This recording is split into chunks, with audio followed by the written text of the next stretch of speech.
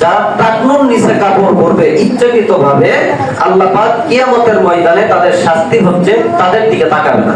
তাদের দিকে কি করবে না? তাকাবে না। ওই হাসরের ময়দান, কঠিন হাসরের ময়দান। এই সূর্য মাথার একদম কাছাকাছি চলে আসবে।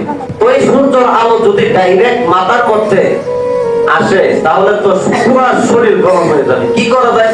আল্লাহ পাক বলে, তোমাদেরকে এই সূর্যের আলো থেকে বাঁচার জন্য এই চুল নামক আমার পক্ষ থেকে তোমাদের জন্য হাতিয়া দিলাম। এই চুল কেন দিলাম? সূর্যের আলো যেন ডাইরেক্ট তোমাদের মাথার মধ্যে না আসে, যদি আসেও এই চুল নামক এই চুলটা তোমাদের এই সূর্যের আলো থেকে বাঁচিয়ে দিল। বলেন সুবহানাল্লাহ। আমাদের তো পরার জন্য পোশাক রয়েছে, কিন্তু বনের মধ্যে জঙ্গলের মধ্যে অনেক প্রাণী রয়েছে, তারা তো আর পোশাক পরে না, নাকি? পোশাক পরে? তাদের তো কাপড়ের ব্যবস্থা করা দরকার, তাদেরও তো এই সূর্যের আলো থেকে বাঁচানো দরকার। আল্লাহ বলে, কি করি? আমার আল্লাহ পাকের সিদ্ধান্ত অনুযায়ী তাদের শরীরের মধ্যে পশম দিয়ে তাদের শরীরের পোশাকের ব্যবস্থা করে দিলেন। সুবহানাল্লাহ। কিয়ামতের ময়দানে এই সূর্যটা আল্লাহ পাক বলবে, তোমার মধ্যে যত তাপ আছে সব তাপ ছেড়ে দাও।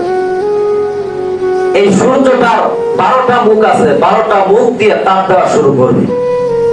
যারা বেঈমান কাফের থাকবে তাদের মগজগুলো ঠাস ঠাস করে বাতের মারের মতো গলতে থাকবে। এইভাবে হাজার হাজার দিন চলে যাবে। হাসরের ময়দানে একটা দিন, হাদিসের মধ্যে আছে, দুনিয়ার মধ্যে 1000 দিনের মতো একদিন হবে।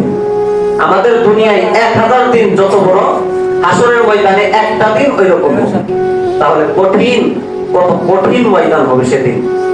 সূর্যের আলোর কারণে জমিনটা তামা হয়ে যাবে।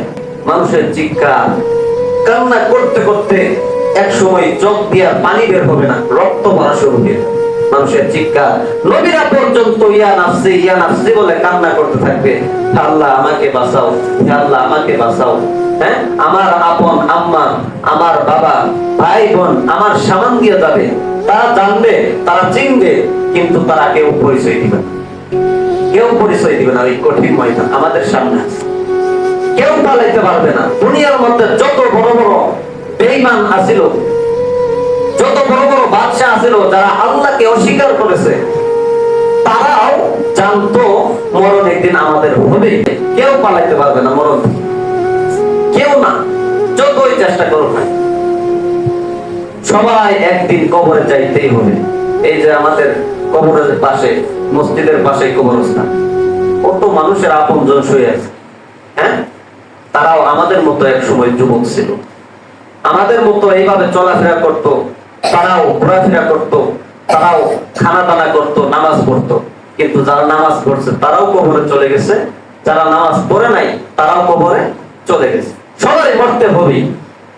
যারা নামাজ পড়ে দুনিয়ার মধ্যে, যারা আল্লাহর হুকুম পরিপূর্ণভাবে মানতেছে, আখিরাতের ভয়ে যারা সারাটা জীবন কান্না করতেছে, তারাও কবরে যাবে।